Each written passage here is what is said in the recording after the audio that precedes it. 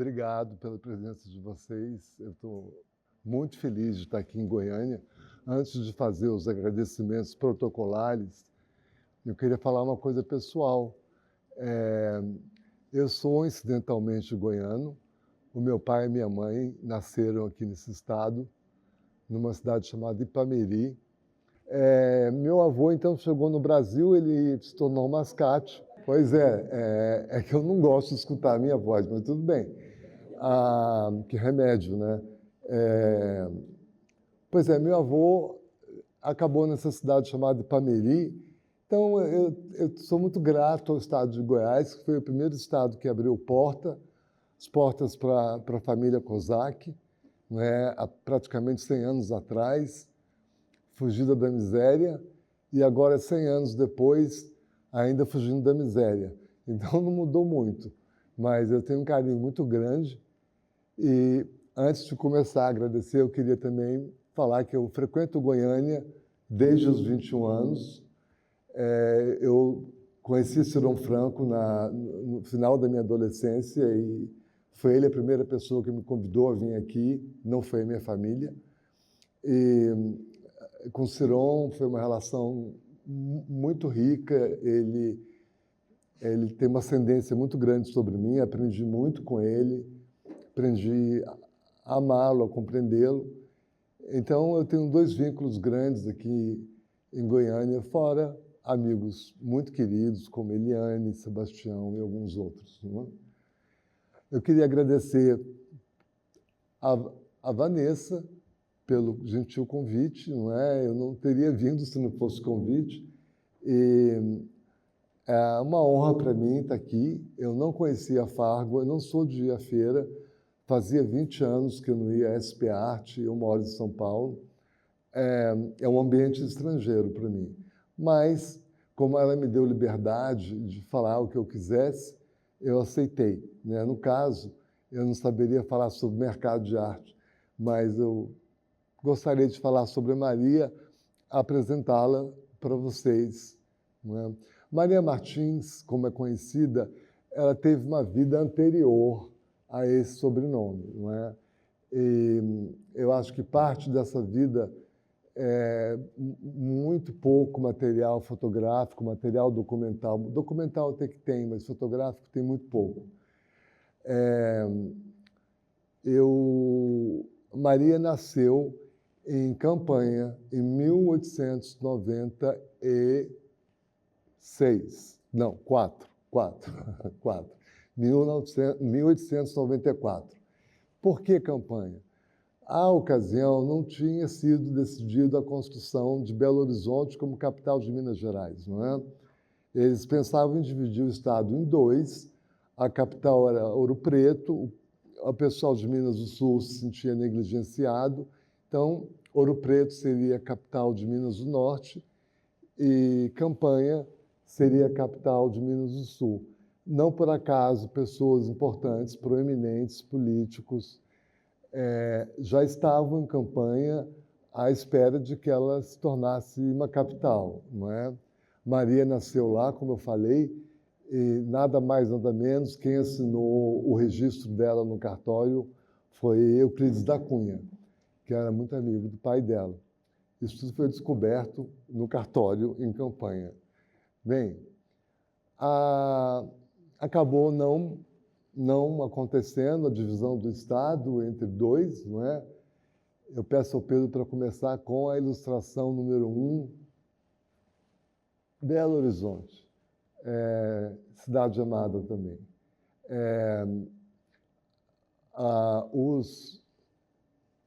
Os Martins se mudam para Belo Horizonte em 1900 e a gente tentou mostrar, pode passar, Pedro, imagens de Belo Horizonte nessa época, de 1900, 1905. Já uma cidade sendo urbanizada, não é? Pode passar. Uma outra panorâmica.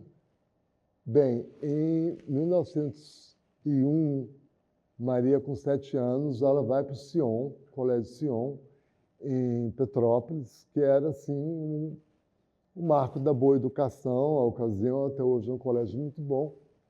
Próxima foto, Pedro. O colégio é esse aqui, hoje é a Universidade Católica de Petrópolis, a UCP, e nesse prédio menor funciona uma aplicação. Não continua lá em Petrópolis, que eu adoro. Bem,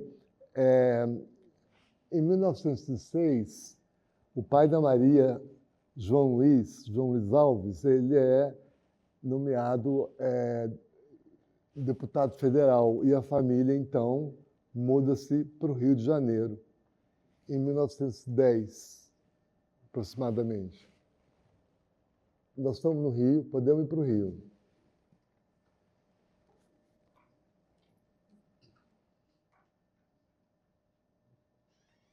Perdão, eu cometi um erro. Bem, eu cometo muitos erros. A família Martins mudou, a família Alves mudou para Belo Horizonte, mudou para o Rio em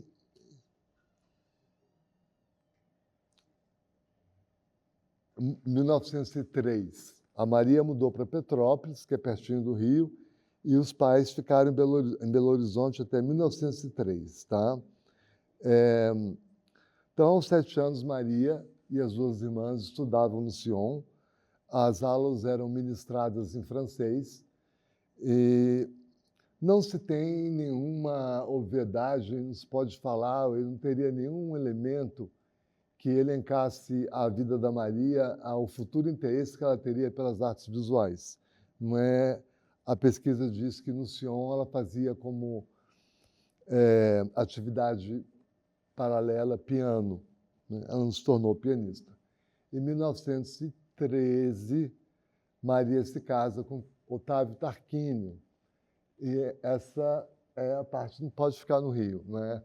É o Rio anos 10, anos 20. Otávio Tarquínio, ele era chefe dos Correios do Rio de Janeiro, ele era também um homem proeminente politicamente, e ele era muito amigo do pai da Maria, João Luiz Alves, tanto que eles escreveram um livro juntos, a 4 mãos. Então, a gente pode deduzir que foi um casamento pré-arrumado, o que naquela época não era tão normal. Eu nunca consegui fotos desse casamento, mas saiu em todos os jornais. Os presidentes foram convidados, mas não puderam comparecer, mas a mais alta nata política carioca, né? O Rio era ainda capital federal. Bem, de 1913, que é a data do casamento, até 1923, né, 10 anos com Otávio Tarquínio, o casal não era feliz. Eles tiveram 2 filhas, Maria Lúcia e Maíse. Enfim, o Tarquínio era uma pessoa muito reacionária. Existem artigos dele onde ele alega que as mulheres não podiam trabalhar, e era tudo que a Maria não queria como personagem, né? Como marido, não é? O pai, sempre tentando ajudar o casal, porque gostava muito do Otávio, gostava muito da Maria, arrumou um emprego para o Otávio em Roma. E os Tarquínio, então, vão para Roma, né? Aí Maria, Otávio e as 2 filhas, Maria Lúcia e Maíse. Isso em 2023, 10 anos depois de casados, no Rio de Janeiro, eles se mudam para Roma. Vamos entrar em Roma? Pedro, pode ir para Roma. Ao Rio de Janeiro ainda. Copacabana. Rua do Catete. Bem, eu queria falar que em 1920, 21, a família real belga veio em visita oficial ao Brasil. O pai da Maria, que era responsável por tudo, convidou o embaixador Carlos Martins para fazer o cerimonial da vinda da família real que viajou, enfim. Maria também fazia parte dessa comitiva. Eu menciono essa visita da família real porque esse teria sido o primeiro encontro de Maria com Carlos Martins. Embora não se tenha registro de que eles tenham se tornado amigos ou nada, mas foi nesse encontro da vinda da família real da Bélgica que eles se conheceram, não é? Bem, em Roma, em Roma, Maria pega em ato de adultério, não é? Pelo próprio marido, mas ela escolheu se deitar com Mussolini. E isso causou muita não se tem prova. As filhas afirmam que era o Mussolini. Não se tem prova, mas é a história que ficou gravada, que certamente ela não foi fiel ao marido e isso levou ele a pedir a separação, não é? Isso pediu que ele, isso levou a pedir a separação depois desse adultério da Maria com Mussolini. A fofoca é melhor, deixa eu contar. Ela teve um caso com Mussolini. Ela tem bom gosto para homens. Os outros amantes são bem mais interessantes, viu? Ela tinha um bom gosto, ela fez assim, um cardápio de homens realmente invejáveis. Sobretudo em 1920, Mussolini estava todo vapor, não é? Vamos continuando com os adultérios de Maria. Ela se separa e vai para Paris em 25 com as duas filhas. O Otávio Tarquínio, já separação de corpos, chama o pai da Maria, o sogro, para resolver a situação. Ele queria se divorciar dela legalmente e queria que as filhas fossem criadas pelos avós maternos. Como ele gostava muito do pai e da mãe da Maria, ele confiaria a educação das duas filhas aos avós maternos, mas queria separar as filhas da mãe. João Luiz Alves vai para a França, vai para Paris encontrar com Maria, com a família dele, não é? E lá o Otávio relata, fofoca. O Otávio relata que ela teve um caso com Mussolini e, como consequência, ele infarta e morre. Bem, existem versões sobre esse caso. O período que a Maria viveu na França não foi dos melhores. A filha dela, Maíse, teria morrido de meningite 3 meses antes da chegada de João Luiz Alves. Naquela época não se viajava tão rápido, tinha que reparar as coisas. Quando João Luiz Alves chegou, a neta já tinha morrido, estava Maria com a única filha, né, a Ana Lúcia, e ele morre. Ele não aguenta as notícias, infarta, e volta o corpo dele para o Rio de Janeiro, onde ele é enterrado. Ele chegou ao Supremo Federal, não é? Ele chegou a ser ministro do Supremo. É uma pessoa realmente com um currículo enorme. E nós estamos em Roma, vamos para Paris. Em 26, a Maria se casa com Carlos Martins. Tá? A partir desse momento, ela se torna Maria Martins. Não é? E eu falei sobre esse período anterior, não só porque ele existe, ela foi Tarquínio antes, ela não foi o primeiro casamento dela, foi um período muito acidentado, aliás, a vida dela é toda muito acidentada, e é a Maria que a gente conhece. Quando se fala em Maria, é Maria Martins. Tá?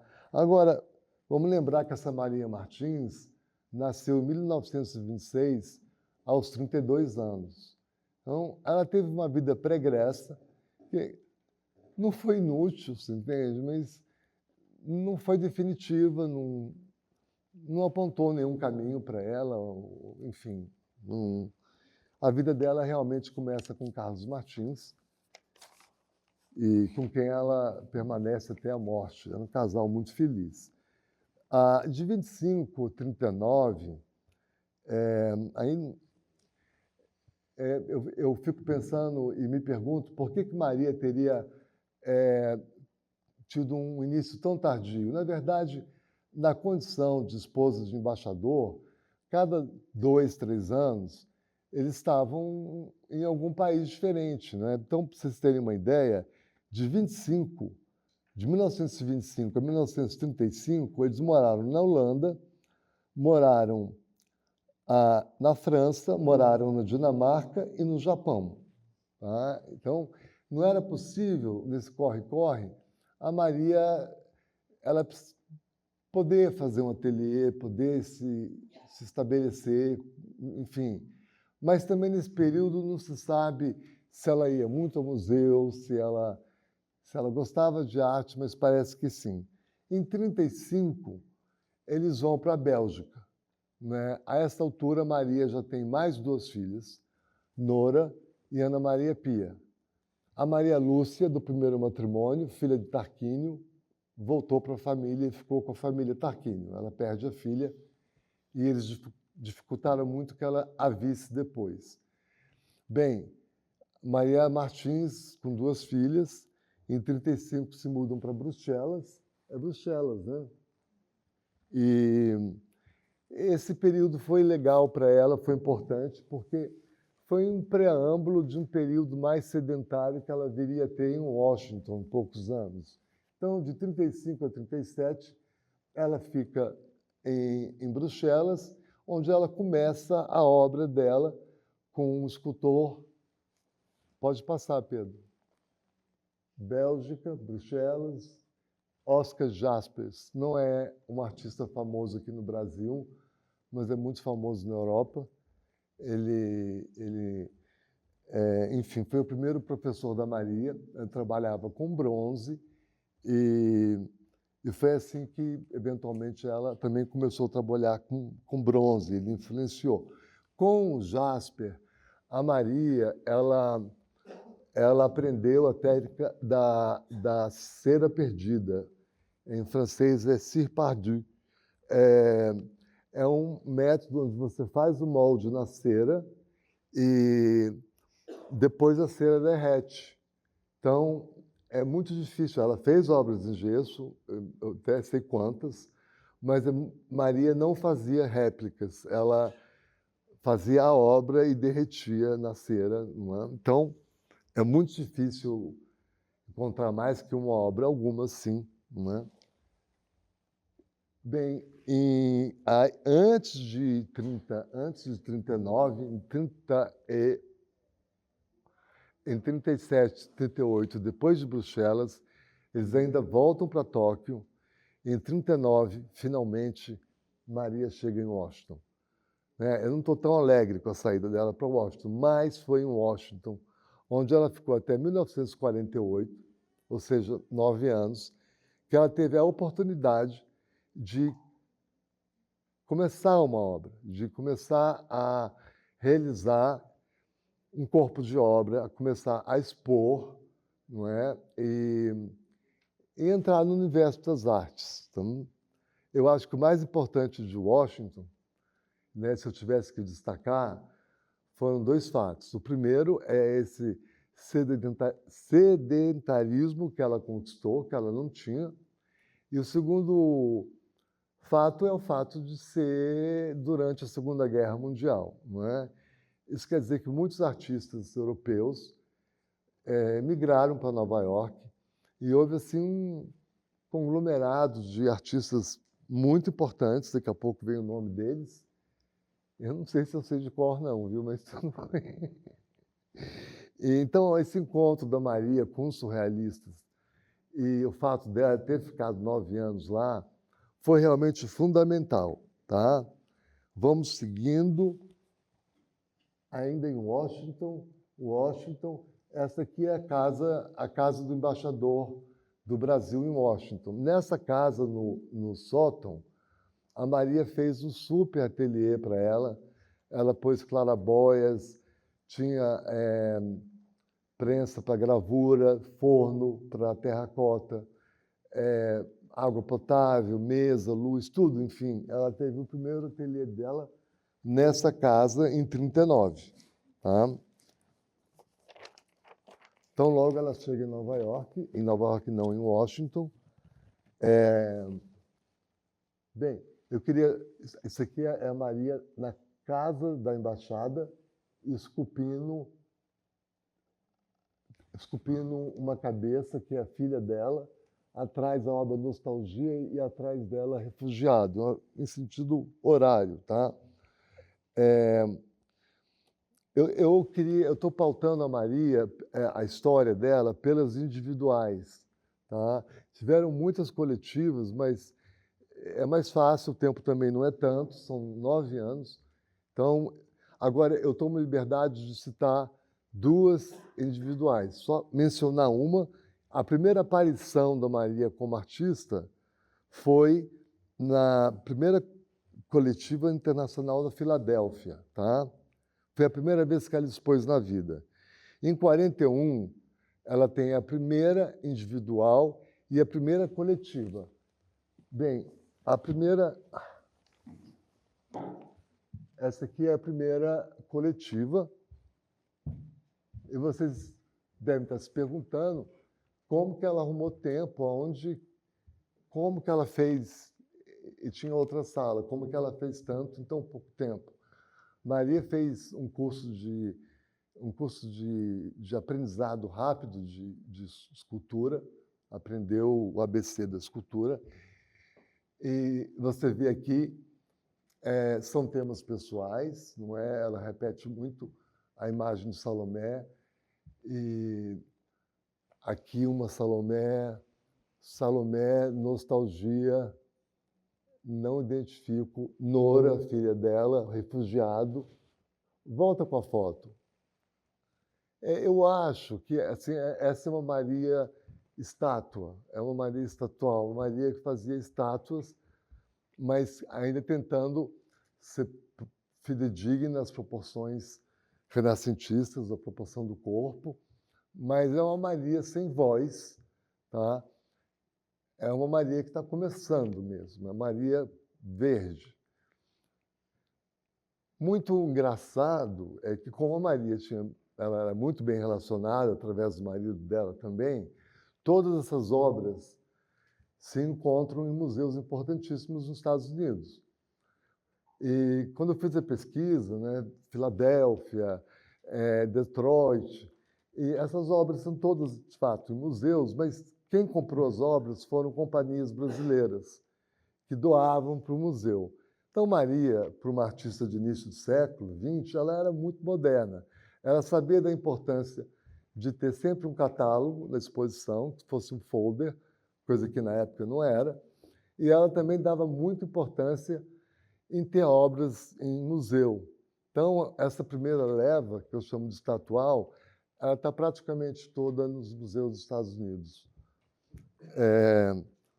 Podemos seguir. Segunda individual em Nova York, né? Em 1942. Volta para a segunda lista. A Maria expõe em Nova York pela segunda individual na Valentine Gallery. A Valentine era uma galeria bem moderna para a época, não é? A primeira exposição foi num lugar oficioso.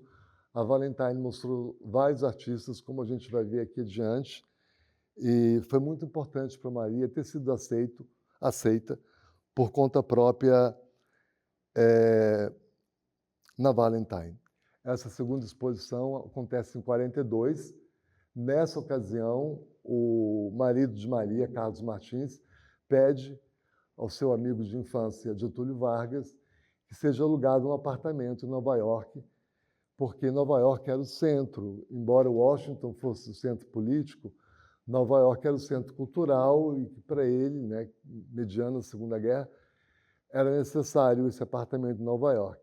Bem, não era necessário, tanto que quem ocupou o apartamento foi a Maria com Duchamp, que era o amante dela. Quer dizer, ele pouco foi, se é que foi.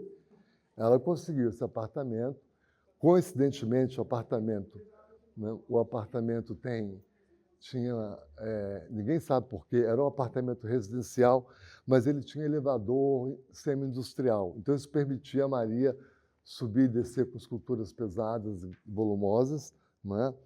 E lá ela fez, então, um segundo ateliê. Aí, lá também ela se estreita com os surrealistas, aqui eu cito, nem todos são, Michel Tapier, André Masson, Yves Tanguy, Amadeus Lanfin, Max Ernst e Duchamp, que vem a ser o grande amor, um da vida do outro. Sim, senhor. Podemos ir. Tá.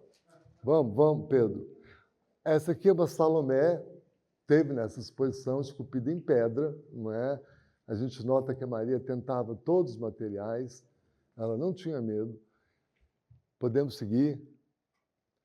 De novo, pedra. Aqui, bronze.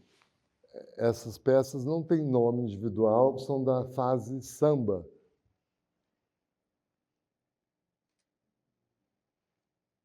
Essa peça chama Awakening, é o despertar, terracota. Essa peça já apareceu antes, na primeira individual. Aliás, entre a primeira e a segunda individual, teve muita repetição, porque foram meses, poucos meses entre uma e outra. Acho que, em verdade, a Maria aceitou o convite porque era na Valentine e ela queria expor em Nova York, que era melhor do que Washington, né? Então, não tem tantas obras novas. Essa é Último Samba, ou a Madonna Negra. Esta. Eu peço que vocês olhem para essa obra. Essa obra, de todas as outras, eu acho horrível. Mas é bem importante. Essa é a única obra que a Maria sai, nessa segunda individual, que ela sai da estátua, ela tenta uma coisa mais pessoal, meio escatológico. Isso aqui parece merda. Enfim, não é um personagem bonito, não? Yara. Eu acho que essa obra é fundamental, porque na terceira individual, podemos seguir. Pedro, vamos seguir. Segunda ainda, Nostalgia. Essa peça, talvez ela tenha feito na Bélgica. É uma das únicas que a gente acha. Aquela. Essa é Salomé. E essa peça aqui chama Nostalgia. Eu não sei porquê. A Cabeça, que eu falei, que é uma das poucas obras da Bélgica. Samba. Essa obra teve na primeira exposição. Isso foi feito com uma tora de um festival que teve do Brasil, Nova York, onde foi deixada muita madeira e a Maria aproveitou essa madeira. Esse Cristo foi comprado na primeira exposição, esse não foi falcatrua, não. Ele foi comprado mesmo pelo Rockefeller, que doou o MoMA. Então, na primeira exposição, ela já entra no MoMA. Essa volta para o Cristo. Muitos acreditam que a parte de trás seria uma figa, mas eu não concordo. Bem, vamos seguir. Yara, uma peça bem grande, 2 metros e alguma coisa, em bronze.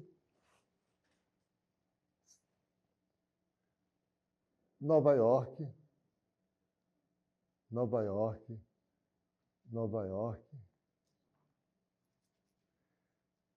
Bem, em Nova York, além dos surrealistas e além desse tempo que ela precisava para desenvolver a obra dela, ela começa a ter aula com Jacques Lipchitz, que é um lituano.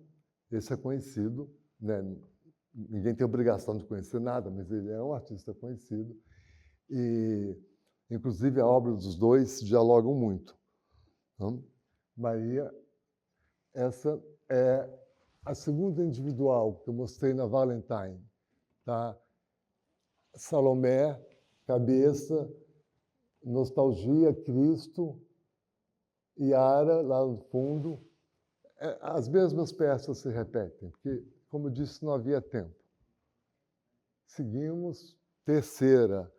Essa exposição, para muitos historiadores, até pessoas que eu gosto muito, como a Verônica Stiga, diz que é o ponto de mudança, é onde a Maria, a partir daí, começaria uma nova era. Eu não acho, discordo, eu acho que vem depois. Dois fatos importantes sobre essa obra, sobre essa exposição, a terceira. Primeiro, que eram duas individuais juntas. Não é? Ela abriu e ao lado dela abriu Mondrian. Né? Eram duas individuais juntas. A Maria, ela fez a primeira publicação mais rica, tem um texto de Jorge Zaru sobre a Amazônia, e ela faz, eu não sei bem de onde que ela tira, mas ela faz um grupo com as entidades da Amazônia. Iara, Iaci, Boto, Boiúna, Aiocá, Cobra Grande, Iemanjá e Amazônia. E fez esse livro que reproduz as imagens. A gente pode seguir. A Amazônia, Iaci, Cobra Grande, Macumba, o outro verso da obra, Iemanjá, Aiocá, Boiúna, Boto. Bem, volta para Boito. Aqui você vê a Maria sempre, né, ela põe as vaginas como gigantes, né? A vagina ocupa praticamente todo o torso da figura que ela está retratando. E parece que vem com dentes. Não é? Ela sempre, todas as entidades que ela selecionou eram mulheres devoradoras que devoravam homens. Ela era muito... Acho que depois do Tarquínio ela ficou muito feminista, não é? E ela realmente se pôs sempre acima, num lugar acima do sexo oposto. Podemos ir? Podemos ir? Bem, eu falando da relação da Maria com os surrealistas, tá? Em 44, nós estávamos em 43, na Amazônia. Em 44, saiu o terceiro volume da revista VVV, que era uma revista surrealista. A capa é desenhada pelo Roberto Mata, que é outro grande artista. E dentro tem uma obra da Maria, ilustrada, e um poema do Césaire.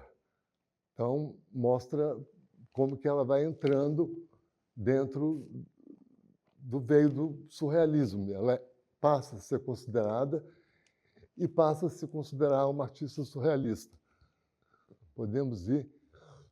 Olha, eu tinha todos esses nomes escritos, eu perdi, desculpa.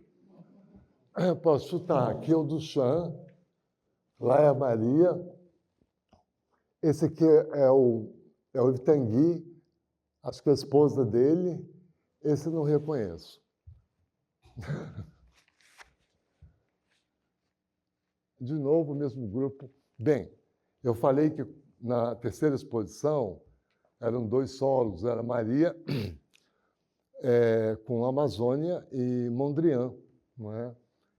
a primeira exposição do Mondrian fora, nos Estados Unidos. E o Mondrian não vendeu obra alguma, ao passo que a Maria vendeu todas as obras. E o fofoca.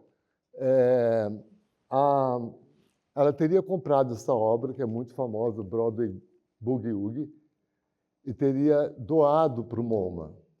E o MoMA recusou a obra. Ela se ofendeu, pediu ajuda do Rockefeller, e a obra finalmente foi aderida ao acervo do MoMA, como doação anônima. Assim, eu não posso falar que isso é verdade, mas muita gente que viu fala que é. Mas se ela resolveu que fosse anônima, é anônima. Vamos seguindo. De novo, surrealistas, o grupo de surrealistas, todos eles em Nova York. Breton, que foi o pai do surrealismo, que escreveu o Manifesto. Esse eu não me lembro. Pode passar para o próximo. Yves Tanguy, Ozanfan, Duchamp. Duchamp chegou em Nova York um pouco antes da guerra.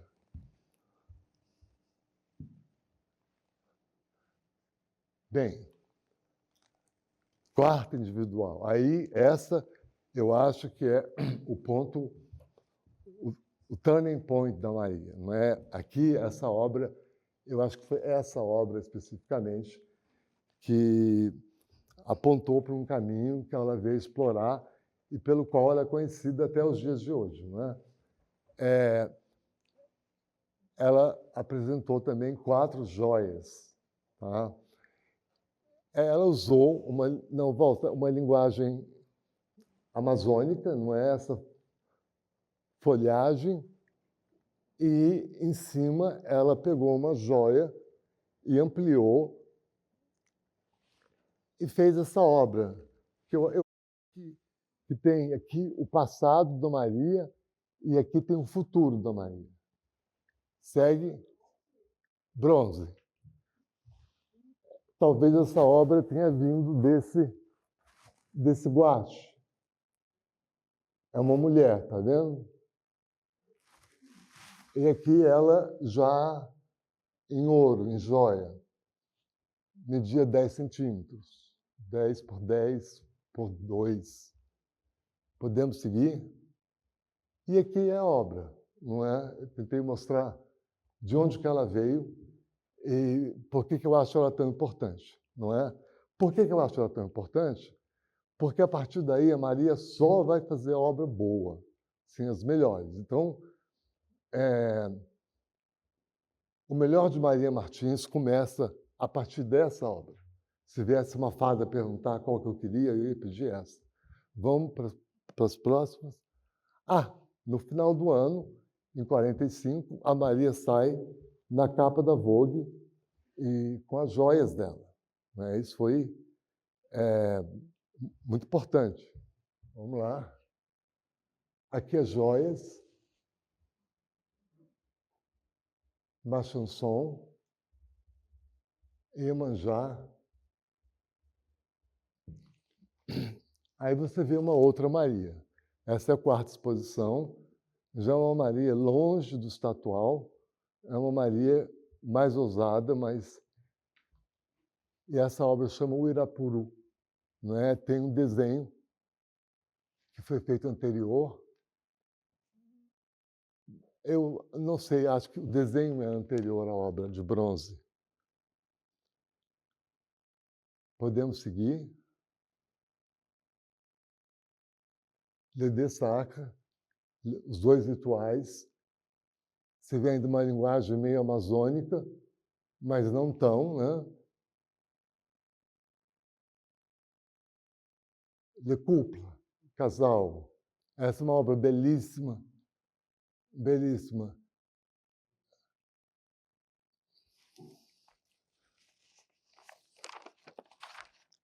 Essa exposição, a quarta exposição, é de 44.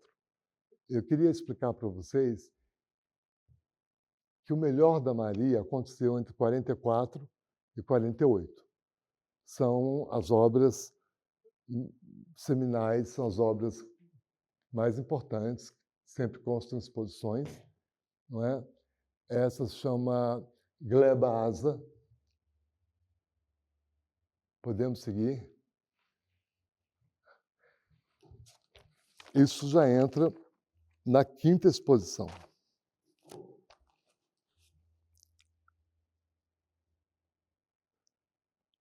Em 46, depois da capa da Vogue, a Maria expõe ainda na Valentine Gallery. E essa talvez seja uma das obras mais importantes da Maria. Não se esqueça que eu venho dos trópicos. É muito difícil fotografar escultura, mas elas têm a parte interna, mas é só vendo mesmo em loco para mostrar. Mas pelo título vocês devem deduzir, não se esqueça, é uma espécie de uma ameaça, não é? E o trópico como algo forte, não é? Como uma mulher feroz. Adoro essa obra. Seguimos. Um detalhe.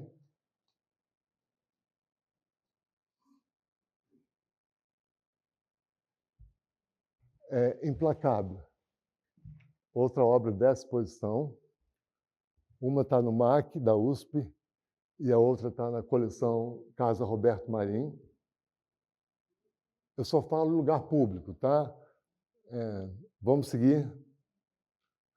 De novo, Gleba Asa, o Irapuru, como um liane. Essa é uma das obras que eu pessoalmente mais gosto. Pertence ao neto dela. Ela realmente desconstrói a estrutura humana, não é? Enfim, mais detalhes da liana. O Irapuru não. Boiúna. Essa é uma árvore que também devora, tudo dela devora. Tá um lado, o outro. Seguimos. Outro detalhe. Apuizeiro, o nome dessa obra, desculpa. Saudade. Saudade 2. Detalhe. Saudade 3, feita a posteriori. Essa obra, a primeira vez que eu a vi foi em Angra, na casa do Dr. Roberto Marinho. Hoje ela pertence à família Moreira Salles, numa fazenda em São Paulo. However, porém, pode seguir. However 2 e However 3. Bem, a grande obra, cabe aqui dizer que ontem ela foi leiloada por 16 milhões de, eu não sei se é reais ou dólar também, tudo custa tão caro, mas essa é a obra da Maria, né? O Impossível. É uma pena que eu não posso mostrar a parte de dentro. Naturalmente, ela é mulher, ele é um homem, só que de entre as pernas dele sai um pênis muito grande, flácido. Não é um pênis que não tem... Esse pênis flácido me fez lembrar de outras obras que eu vi. E eu não sei, a Maria usa o artigo definido o impossível, não é impossível. E eu não sei a que impossibilidade ela está se referindo. Se é da relação com o homem, com a mulher, não é? Se a vida é impossível, ou se a obra em si só é impossível. Existia até ontem 4 versões dessa obra, ineditamente com essa nova que apareceu. São 5. Depois eu mostro para vocês. Essa, pode seguir. Pode seguir. Detalhes. É praticamente uma guerra, né? Uma briga, um diálogo. Fez em gesso e fundiu em gesso. Tá? Então, aqui eu mostro os 3 impossíveis. Tá? Não tem ordem. Esse aqui, que tem a barbatana frisada, está no MoMA. Esse aqui está no MAN, do Rio de Janeiro. Esse aqui está no Malba. E esse aqui, em 1996, fizeram uma edição autorizada pela família e fizeram mais 6 obras dessa. Só que os colecionadores, muito honestos, datam como 1945, que não é o fato. Outro detalhe. A mulher que perdeu a sombra. Volta 2 para trás, Pedro. Mais. Veja que a mulher que perdeu a sombra é praticamente essa primeira personagem da obra O Caminho, não é? Podemos seguir avante? Bem, não, volta. Eu sempre tento explicar o melhor que eu posso, mas sem a bula não dá. 2 implacáveis, um é o dobro do outro, tá? 1,20, o outro é 2,40. O menor, que é esse aqui, não parece, está no MAC USP de São Paulo, e o maior está na Casa Roberto Marinho, hoje em dia aberta ao público lá no Rio de Janeiro. Queria também falar que existem 3 However's, e eles diferem de 35 centímetros a 1,90 m. Essa aqui pertencia à filha, a dona Nora. Saudade, eu não sei qual é a primeira, mas essas 2 foram feitas na mesma época. Elas são obras pequenas, domésticas, de 50, 60 centímetros de altura. E essa que eu falei que estava numa fazenda, ficou num espelho d'água. Essa obra tem 3,60 metros. Vê que desde o início Maria experimentava com tamanhos grandes. E outra coisa, ela gira com vento. Seguimos. Bem, eu falei que não ia falar de coletivas, né? Mas essa coletiva tem que falar que a participação da Maria na Exposição Internacional de Surrealismo, que foi tipo um retorno do surrealismo, né? Já no ano a guerra tinha acabado, e a Maria apresenta 2 obras. Ela apresenta O Impossível em cima de uma mesa de sinuca.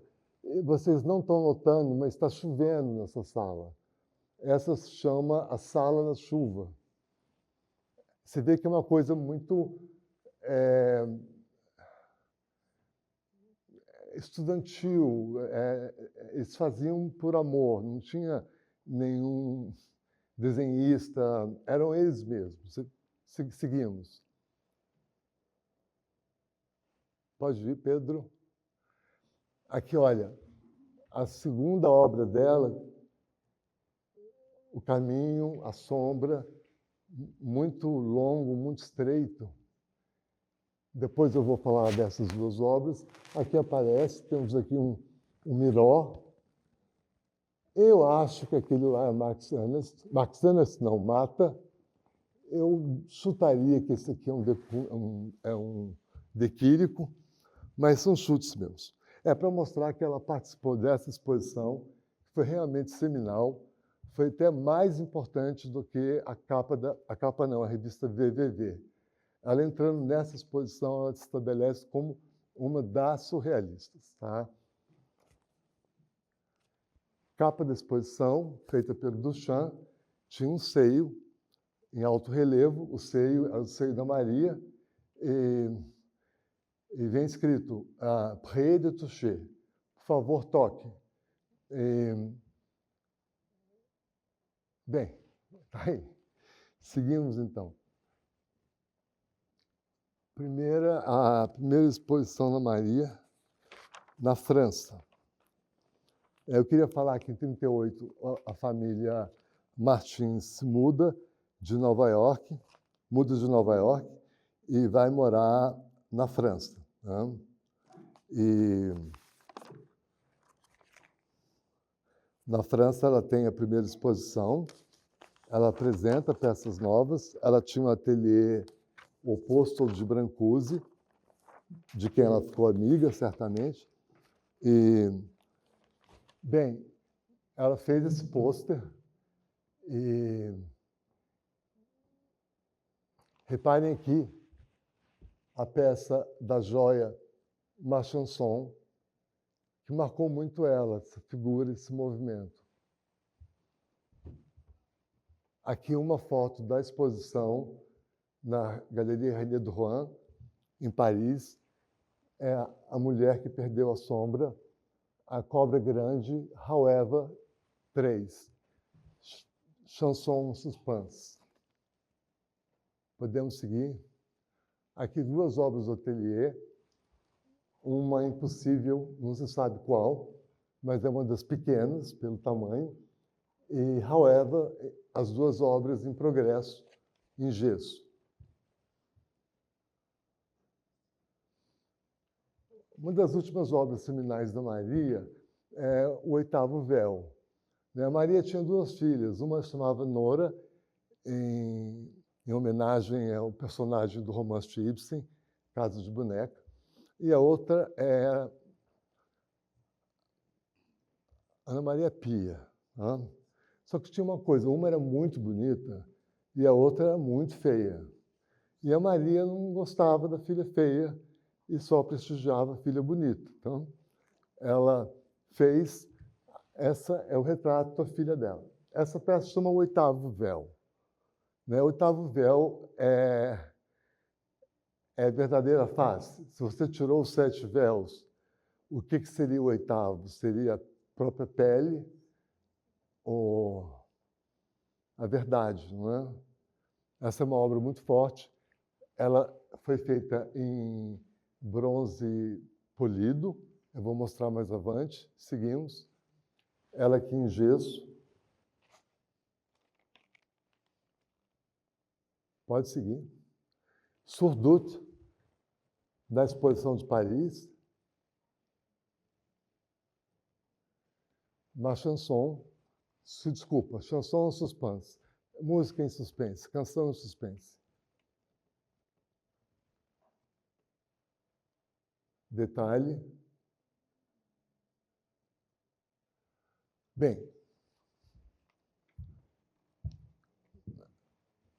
acabou a obra da Maria, praticamente. Ela faz 8 individuais nesse período de 39 a 48, 7 das quais na América, a última na Galeria René Drouin, Paris. E em 38, quando os Martins saem de Washington, eles vão para Paris, como eu falei, e a Maria abre um ateliê mais modesto, produz obras nesse período de Paris, e o Carlos Martins se aposenta em 51 como embaixador, não é? A família Martins, então, volta para o Brasil. O que eu queria que vocês entendessem é que a Maria se considerava uma artista muito importante. Ela era tratada como uma artista muito importante na Europa, não é? A exposição dela internacional do surrealismo, ela aparecendo ao lado de Miró, enfim, Mata, ela era, e fora as coletivas que eu pulei, né, que são muitas. Quer dizer, ela se julgava uma artista, não é full-time, e ela era.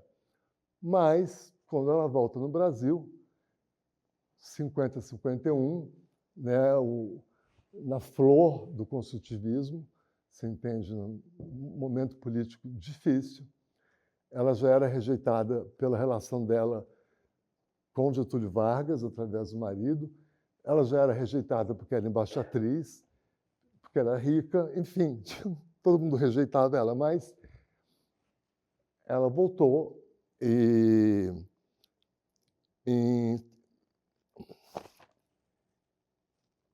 50, desculpe, ela voltou em 49, em 1950 ela tem a primeira individual dela no Brasil. Essa é a primeira.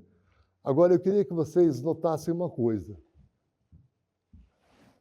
Reparem, Cobra Grande, Como um Liane, Uirapuru, Saudade, Prometeus. Vocês voltam atrás anteriormente, a foto anterior. Uirapuru, Casal, However, Sem Eco, Fatalité Femme, sem título, O Guerreiro. Reparem uma coisa, eu sei que é difícil de reparar, embora seja óbvio. A Maria voltou para o Brasil com todas as obras dela, com praticamente tudo que ela fez de bom. Não é? As primeiras compras dos museus, elas foram feitas naquela época da Maria Estatual, primeira, segunda, até a terceira exposição que ela mostra a Amazônia, não é? Que é um pouco de uma brasileira tentando trazer a cultura dela para o exterior, não é? Usando temas brasileiros, mas, em verdade, ela não vendeu. Ela voltou com tudo. E aí foi a parte muito triste da carreira dela. Ela tem a primeira exposição solo no Brasil, em 50. Ela foi hospedada pelo MASP de São Paulo, ainda na 7 de abril. Não é? Agora, eles tinham que convidar. Ela tinha acabado de chegar. Era inevitável esse convite. A crítica detestou a exposição. As críticas foram severas. Cabe aqui dizer que, nesse período, a Maria se envolveu muito com a Fundação Bienal de São Paulo, com o estabelecimento da Bienal, e ela se envolveu muito também com a construção da sede definitiva do Museu de Arte Moderna do Rio de Janeiro, no Aterro do Flamengo. Ela foi fundante nesses dois eventos. Então, ela ainda gozava de certo privilégio. Seguimos. Impossível. Sem eco. Detalhe. Tampa Tajá. Pode ir. A neblina que queima. Torquato Ju. Por que sempre? É uma peça que me lembra Brancusi, porque parece que não tem fim, não é? Mas tem. Prometeus 1, O Guerreiro,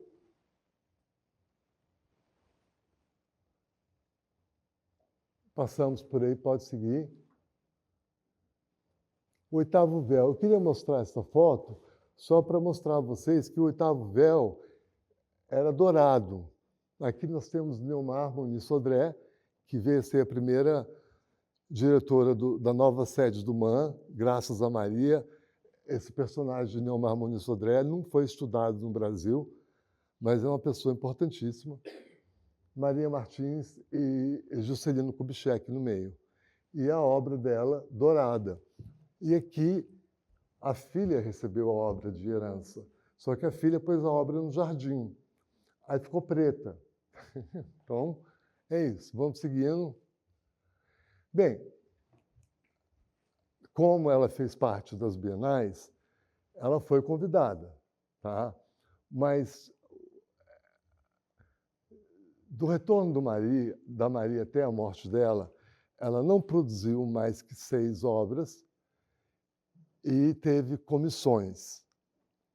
Não é? Ela foi esquecida e acabou escrevendo livros, escreveu 3 livros. Então, na primeira Bienal, na montagem, a gente vê O Impossível, Oitavo Véu, A Mulher que Perdeu a Sombra. Essa aqui é Maria, limpando o caminho. Você vê que a peça é dourada, né? Está usando o braço. Esse é Prometeus 2. Esse ela fez no Brasil, para a primeira Bienal. História simples. Isso foi uma maquete, pedido do Oscar Niemeyer.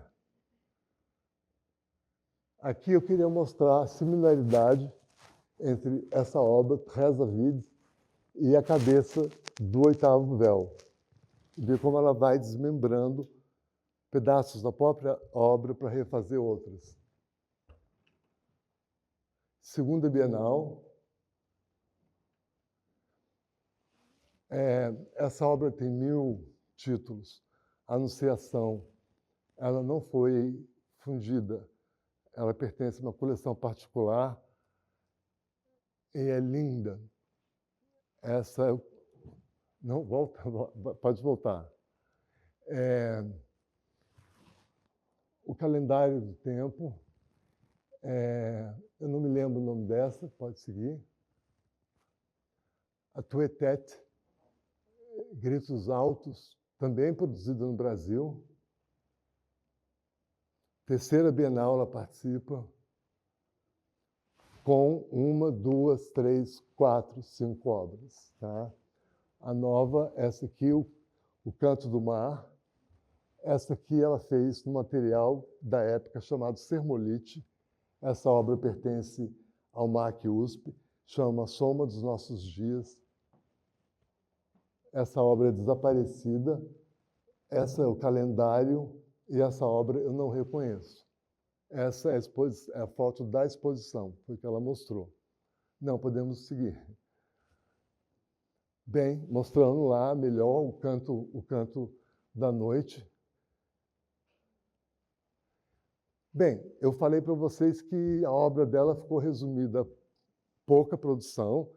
Quando ela chegou no Brasil, ela chegou a abrir ateliê, mas não tinha demanda, ela fechou, ficou sendo na casa dela mesmo. Não é? Ela desenhava.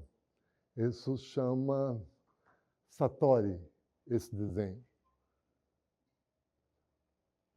Em 56, a Maria teve a 9ª e última exposição individual dela no Museu de Arte Moderna do Rio de Janeiro. Ela veio morrer em 73, então de 56 a 73 ela não expôs mais. Então, sempre bem relacionada, Pedro Flecha Ribeiro, Cecílio Matarazzo, Maria, em frente da obra O Calendário do Tempo. O Implacável, essa aqui ninguém sabe o paradeiro, deve ser um galo, não é?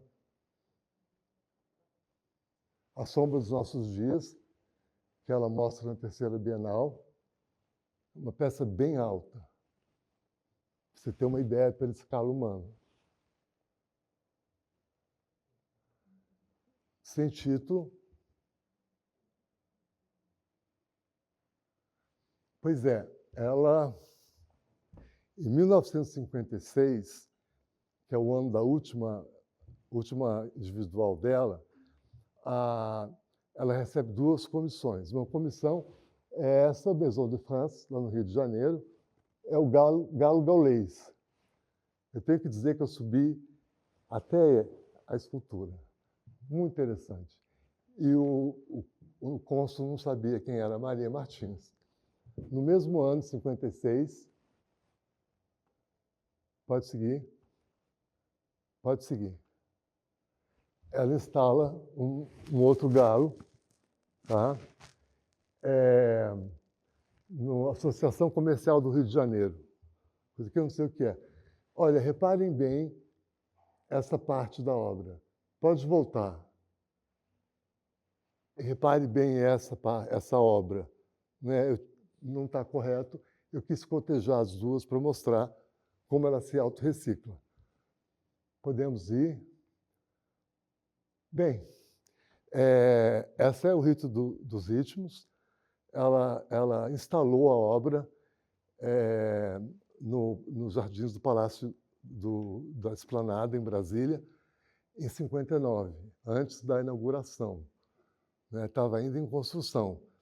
Essa é uma obra fenomenal, ela tem quase 4 metros.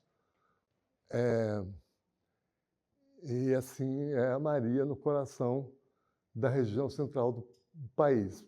Né? Parte de trás. Bem, aqui só para mostrar que o caminho muito longo, muito estreito, essa versão está no Itamaraty, E essa versão está no MoMA. Em 62, o Itamaraty comprou essa obra da Maria Martins e fez uma comissão de uma obra para o Itamaraty que venha a ser a próxima, que é o Canto do Mar. Ela fez o Canto da Noite, que é para o neto dela, e ela fez essa última obra tem registro dela. Uma pena que a foto não faz jus. É uma obra muito, muito bonita, como assim, uma artista no final de carreira. E essa compra e esse pedido de comissão, né, foi feito graças a Oscar Niemeyer, de novo, que era muito fã de Maria. E a obra dela, a vida dela acaba com essa obra. Não é? Ela, como eu falei, ela veio lançar 3 livros. Ela, enfim, ela foi levando a vida, ela viajava muito, escreveu um livro sobre Nietzsche, um livro sobre chamado Planeta China. Ela foi à China com a Unesco, conheceu Mao Tse-tung e, só para terminar aqui,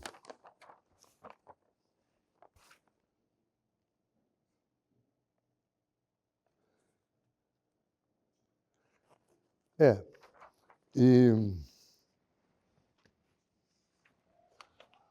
eu queria que vocês notassem que, a partir do momento que a Maria chega no Brasil, tudo começa a ficar mais rarefeito na vida dela de artistas. Né? Ela que expunha praticamente naqueles 9 anos que eu falei, só um ano que ela pulou uma individual, era 41, individual 42, 43, ela passou a fazer nela praticamente nada. Ela foi chamada para essa exposição na chegada dela, a exposição no MAN de São Paulo, e essa outra em 56, porque ela era muito amiga da diretora, não é? E fizeram uma retrospectiva, de novo, com todas as obras dela. Essas obras não foram vendidas em vida, tá? A grande parte delas. A Maria dava muitas obras, ela oferecia porque ela se sentiu menosprezada, ela viu a obra dela diminuída, então tem muita obra que ela deu de presente. E parou de produzir, não é? E morreu em 73.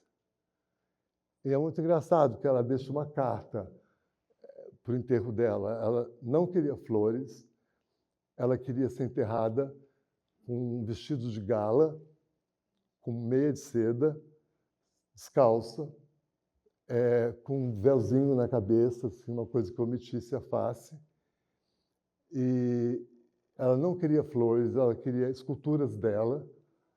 Aí puseram 6 esculturas dela.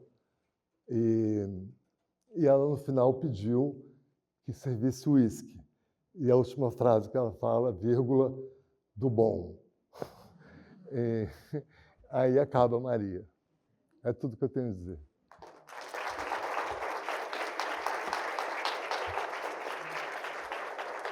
Obrigado.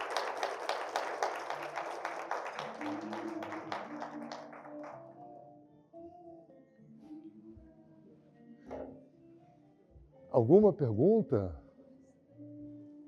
Quando você falou a desconhecida, a coleção que era desconhecida ou o nome da obra que era desconhecida? Vocês estavam na última Bienal? Não, desconhecida não se sabe o local, onde que está. Não é, em inglês é whereabouts unknown, quer dizer, em inglês é mais preciso. Aqui nós não temos esse termo. É que a obra existe, está em algum lugar, mas ninguém sabe aonde. Como apareceu esse Impossível ontem, vai aparecer essas obras que sumiram eventualmente, deve estar na casa de alguém, não é? Agora, depois desse grande leilão, as pessoas vão pesquisar mais que obras são aquelas, né? Mas é isso aí. Alguma pergunta, vocês? Nada? Surrealismo tropical. Olha, é um outro assunto. Tem surrealismo tropical, tem o real maravilhoso, tem várias conotações, que foi como o surrealismo foi absorvido mais nas duas Américas, América Central e América do Sul. Né? Vamos lembrar que o surrealismo é um movimento francês muito rico, visualmente, literalmente, de 1920.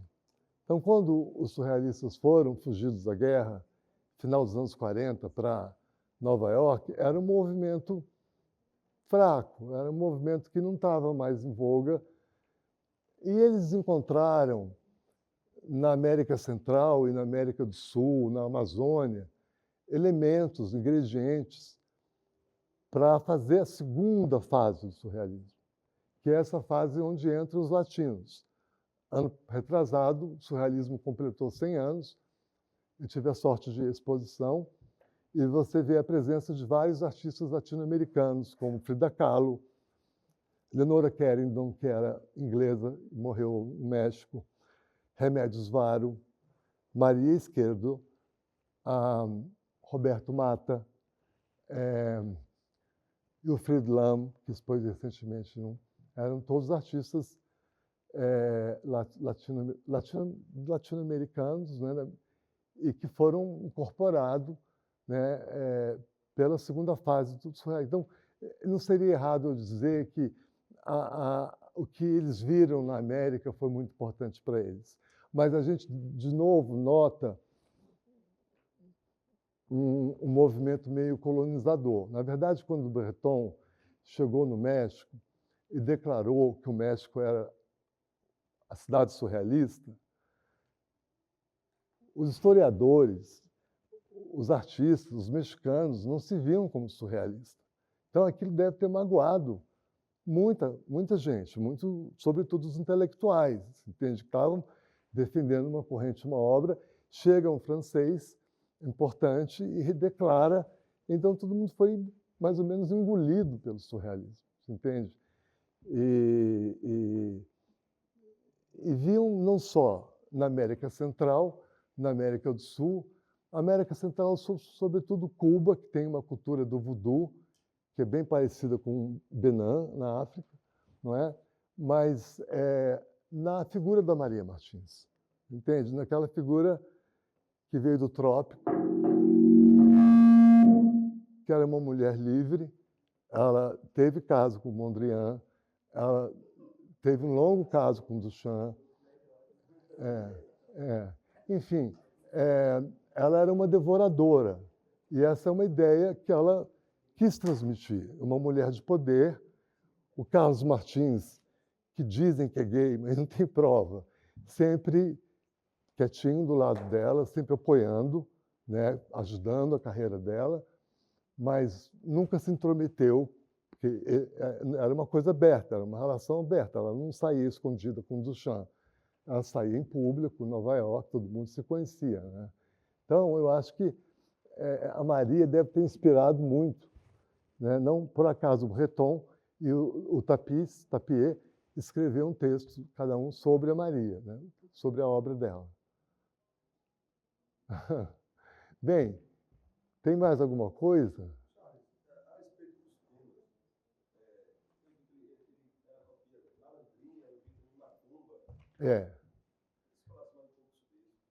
Bem, a Maria chegou, como eu falei, naquela fase estatual. Eu acho que ela mostra um pouco do conteúdo dela, você entende? Ela mostra coisas do Brasil. Ela veio escolher a Amazônia na terceira exposição, mas tinham temas malandrinha, macumba, mas eu acho que era mais a Maria tentando se mostrar brasileira nos Estados Unidos. Em momento algum a Maria esteve interessada na Amazônia. Ela nunca foi à Amazônia. Ela, depois que voltou ao Brasil, também não foi à Amazônia e se fez através da Amazônia. Quer dizer, é muito relativo, você entende? Você pode adotar essa situação. A Maria era brasileira e ela sabia do samba, ela gostava, não é? Enfim, Eu acho que é isso. É uma brasileira num país estrangeiro tentando apresentar não a obra do país dela, mas temas comuns ao país dela. Oi? Não. Não, olha, saiu esse há muitos anos e depois o MASP fez uma super exposição, MASP Casa Roberto Marinho, uma retrospectiva muito legal e fizeram um belo catálogo, e isso não faz muito tempo, faz uns 4 anos. Então, de bibliografia, Maria, por enquanto, está coberta. Não é? Pode-se tentar, existe, né, rumores que vão fazer um filme dela, mas com Duchamp. Não é sobre a obra dela. Aí, no caso, no exterior, todo mundo quer fazer esse filme não por causa da Maria, mas porque o Duchamp era uma figura central, né? Embora tenha morrido, como muitos, no esquecimento nos anos 70 também. Né? E ninguém mais falava dele. Né? Morreu anonimato. Aí tudo bem? Bem, então acabou, né? Obrigado. Ai!